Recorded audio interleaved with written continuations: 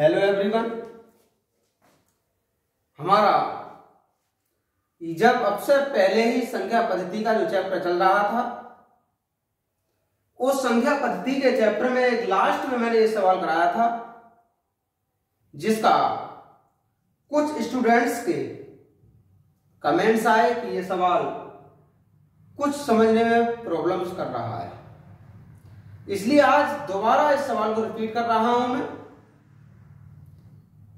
देखिए, सवाल आसान सा है, बस थोड़ा सा ध्यान देना है। देखते हैं, इन्होंने कहा ऊंटों के एक झुंड का। झुंड का मतलब है कि यहां बहुत सारे ऊंट हुए। 1/4 जंगल में देखा गया। हमें यह नहीं पता कि वास्तव में कुल ऊंट थे कितने। मान लीजिए कि जो ऊंट थे वो x² थे। उसने कहा ऊंटों के झुंड का 1/4, यानी ये जो x² ऊंट हमने माने हैं, इन सभी ऊंटों का 1/4 यानी 1/4 जंगल में देखा गया। फिर झुंड के वर्गमूल का 2 गुना, यहां तक आ जाइए, 2 गुना। तो झुंड कितना है? झुंड तो हमारा x² है, इसका वर्गमूल का 2 गुना पहाड़ों पर चला गया। आगे चलते हैं। शेष 15 ऊंट नदी के किनारे देखे गए। ये 15 ऊंट भी इसी में ही जोड़ दीजिए। अब ये कुल ऊंटों की संख्या झुंड के ऊंटों की संख्या के ही बराबर होनी चाहिए। फिर सुनिए इस लाइन के लिए। जैसे कि उसने कहा था ऊंटों के एक झुंड का 1/4 जंगल में देखा गया। हमने मान लिया कि ऊंट x² थे, इस x² का 1/4 जंगल में देखा गया। झुंड के वर्गमूल का 2 गुना पहाड़ों पर चला गया, तो 2 गुना ये भी हमने पहाड़ों पर इसी में जोड़ लिया। 15 ऊंट नदी के किनारे पाए गए, वो भी जोड़ दिए। ये बराबर होंगे कुल ऊंटों की संख्या के। अब ये होगा 1/4, 4 का अगर मल्टीप्लाई करते हैं तो x², ये होगा 8x + 60 और ये हो जाएगा 4x²। इसे इधर ले आना, तब 8x + 60 बराबर हो जाएगा ये 3x² 3x² प्लस -8x - 60 बराबर 0। 60 का 3 में मल्टीप्लाई किया 180, ये हो जाएगा 3x² - 180x plus 10 -18x 18x plus 10x - 60 बराबर 0। यहां से 3x कॉमन लिया, ये बचा 3x, x - 6, यहां से 10 कॉमन लिया, x - 6 बराबर 0। यहां से होगा x - 6, अगला बचेगा 3x प्लस 10। कभी भी ऊंटों की संख्या भिन्नात्मक नहीं होगी, इसलिए x - 6 बराबर 0, तब x बराबर 6। यानी जो ऊंट थे वो हमने x² माने, तो ये होंगे 36। अर्थात उस जंगल के झुंड में ऊंटों की संख्या 36 थी। देखिए आगे, देखिए हम वर्गमूल और घनमूल वाले टॉपिक पर अपने चल रहे थे। दोबारा आप उसी टॉपिक पर आते हैं। जैसे कि वर्गमूल का यह सवाल दिया है कि 666 को पूर्ण वर्ग बनाने के लिए उसमें सबसे छोटी कौन सी संख्या जोड़ी जानी चाहिए। यानी ऐसी कोई संख्या बताइए जो हम अगर इसमें जोड़ दें तो ये पूर्ण वर्ग बन जाना चाहिए। तो सबसे पहले इसका वर्गमूल निकालते हैं। ये है किस संख्या का वर्गमूल। ऐसे सवालों में हमें सर्वप्रथम ये ध्यान रखना होता है कि ये जो संख्या दे रखी है, ये निकटतम किस संख्या का वर्ग होगी। तो 666, इधर से जोड़े बना लीजिए, 2 2 के जोड़े, 2 दूनी 4, घटाया इसमें से 2 बचा। ये वाला जो बार जाता है भागफल से जोड़ लेते हैं, ये हुआ 4। आगे वाली संख्या पूरा जोड़ा करता है, ये पहले भी बताया कि पूरा जोड़ा ही लिखेंगे। अब ये 5 बार, 5 पंजे 25, 2 5 चौक 20 और 2 22, फिर घटा दीजिए 1 और 4 ये 41। इसका मतलब ये हुआ कि ये जो संख्या हमारी दे रखी है ये 25 का वर्ग नहीं है, बल्कि ये 26 का वर्ग है, क्योंकि अभी नीचे शेष और बचा है। इसका मतलब पॉइंट में और भी चला जाएगा। अगर हम 26 का वर्ग करेंगे तो 26 का वर्ग होता है 676, और हमारे पास संख्या दे रखी है उसमें 666। फिर कहा कौन सी संख्या जोड़ दी जाए, तो जोड़ी जाने वाली संख्या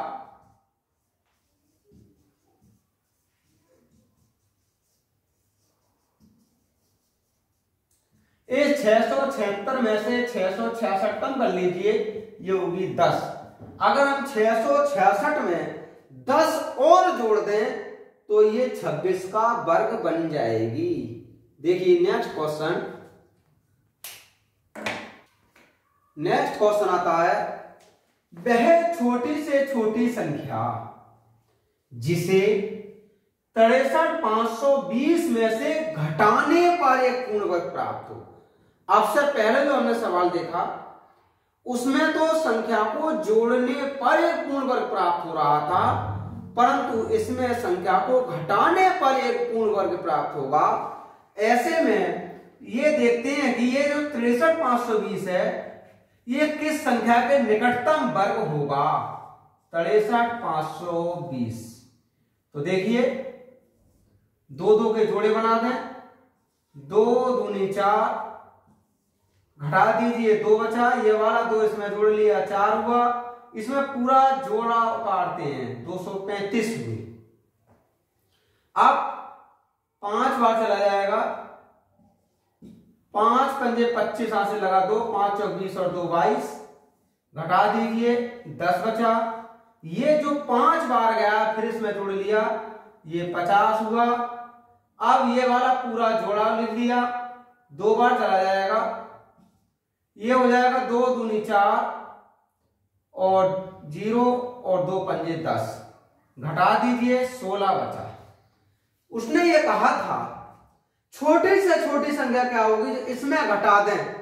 अगर हम इस पूरी संख्या में से 16 घटा दें तो समझ लीजिएगा कि ये संख्या पूर्ण वर्ग बन जाएगी। तो देखिए, और ये जो संख्या हमें दे रखी है ये 252 का वर्ग होगी। अगर हम 252 का वर्ग करेंगे तो ये 63,504 प्राप्त होगी, और ये दिया 63,520, तो घटाई जाने वाली संख्या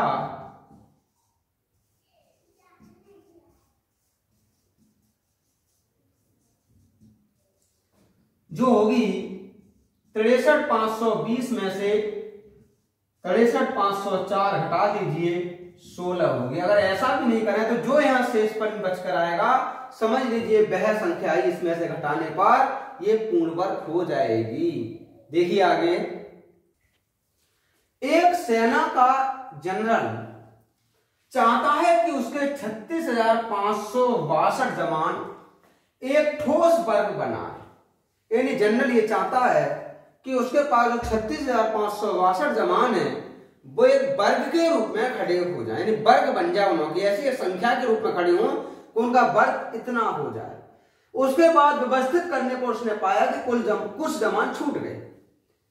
अब ये बताइए कि वो छूटे हुए जवान कितने। नहीं, कुछ जवान ऐसे थे कि जब वर्ग में व्यवस्थित किया तो वो छोड़ने पड़े, अन्यथा वर्ग नहीं बन पा रहा था।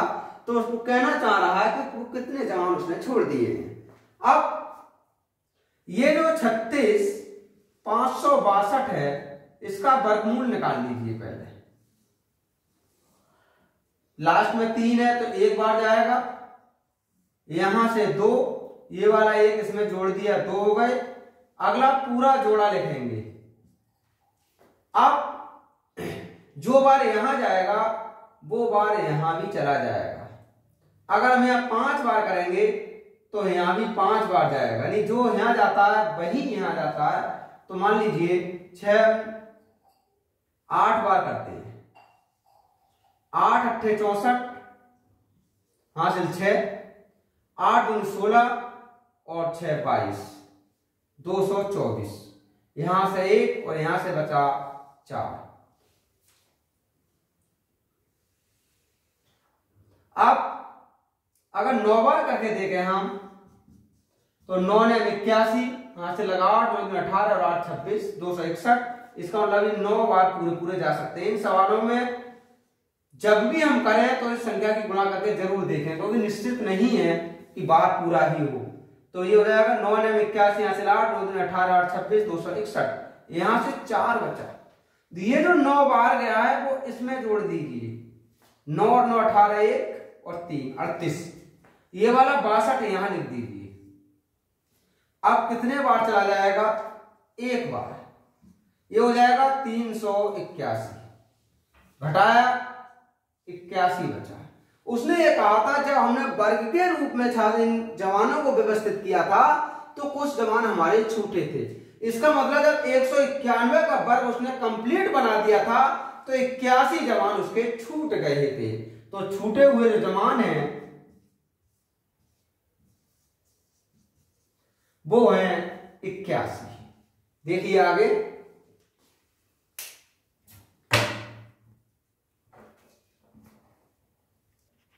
देखिए उसने कहा पूर्ण वर्ग बनाने के लिए 21,600 को किस लघुत्तम यानी किस छोटी वाली संख्या से गुणा करना चाहिए। तो ऐसे सवालों का सबसे आसान तरीका होता है कि इस दिए गए सवाल के अभाज्य गुणनखंड ज्ञात कर लें।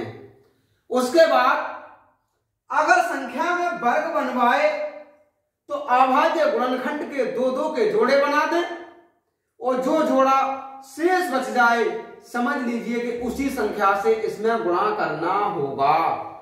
और यदि घन बनवा रहा है तब 3 के जोड़े बना दें और जो संख्या कम पड़ जाए समझ लीजिए कि उसी संख्या से गुणा करना होगा। तो ये है जैसे कि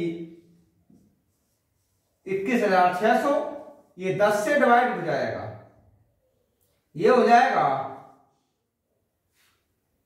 फिर 10 से डिवाइड हो जाएगा, 6 से डिवाइड कर दीजिए, 6 3 18 और 6 36, फिर 6 से काट दीजिए 6। तो देखिए इन दोनों का एक जोड़ा, इन दोनों का भी एक जोड़ा, केवल इसी के लिए कम पड़ रहा है।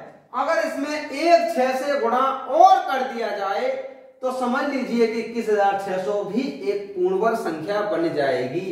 उसने कहा था कि संख्या से गुणा करें तो इसका मतलब 6 से गुणा की जाए, 6 से गुणा करेंगे। अगर 6 से गुणा कर देंगे तो संख्या हमारी बन जाएगी पूर्ण वर्ग। देखिए नेक्स्ट क्वेश्चन आता है। देखिए एक सवाल घन का और बताते हैं। 1323 को किस छोटी से छोटी संख्या से गुणा किया जाए कि ये पूर्ण घन बन जाए। अब से पहले में हमने पूर्ण वर्ग बनाया था, इस सवाल में पूर्ण घन बन जाए। तो सबसे पहले इसका अभाज्य गुणनखंड ज्ञात करेंगे। देखो क्या ये संख्या 3 से कटेगी? कटने की पहचान ये होती है, इन्हें जोड़ लो, 3 और 2 5, 3 8 और 1 9। 9 को 3 से डिवाइड करेंगे तो डिवाइड हो जाएगा। इसका मतलब ये संख्या 3 से भी डिवाइड होगी। करते हैं, 3 चौक 12 1, 3 चौक 12 1। क्या अब ये 3 से कटेगी? 4 4 8 और 1 9, 3 से फिर भी कटेगी। 3 का 3, 3 चौक 12, 3 7 21। क्या अब ये 3 से कटेगी? 7 8 4 12, 3 से कटेगी, 3 चौक 12, 3 9 27। अब तो 7 से कट जाएगी। देखो पूर्ण घन में 3 के जोड़े बनते हैं, यहां एक जोड़ा कम पड़ रहा है। अगर हम इस संख्या को 7 से और गुणा कर दें तब ये 1323 जो संख्या में दे रखी है ये पूर्ण घन बन जाएगी। तो इसका मतलब हुआ कि हमें 7 से गुणा करना होगा, 7 से गुणा किया जाए। इसी तरह के और आगे प्रॉब्लम्स कराएंगे। देखिए आप हमारे चैनल को लाइक करें, शेयर करें, सब्सक्राइब करें और अधिक से अधिक दोस्तों में फैला दें। आपके लिए हमारा चैनल प्रत्येक प्रतियोगी परीक्षा के लिए बहुत महत्वपूर्ण सिद्ध होगा। आने वाले समय पर ही इसी चैनल पर आपको कुछ रीजनिंग के भी टॉपिक्स मिलेंगे। बाकी समय मैथ का चल रहा है। इसी तरह के और सवालों को आप अभ्यास करें। ओके।